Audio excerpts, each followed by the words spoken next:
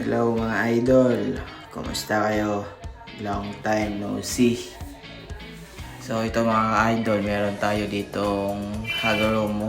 So ito na lang yung mga binibreed natin ngayon. At ito na rin yung update sa ating YouTube channel since matagal tayong nawala at wala nang upload. So ito mga idol, meron tayo ditong complete Hagoromo na hen tsaka incomplete naman na cock. At kung nakikita nyo yung nest box is may takip kasi kinondisyon ko muna sila para sa upcoming na pag-breed ko.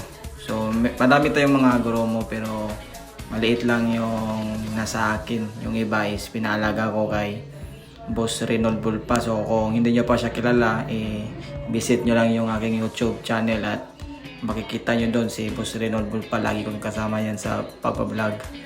So meron tayo ditong dalawang pair ng Hagoromo mga kaibon, mga idol. So kung interested kayo sa ganitong content, mag-comment lang kayo para gagawa tayo ulit ng mga videos. So sa ngayon ito lang muna mga idol, pasilip lang.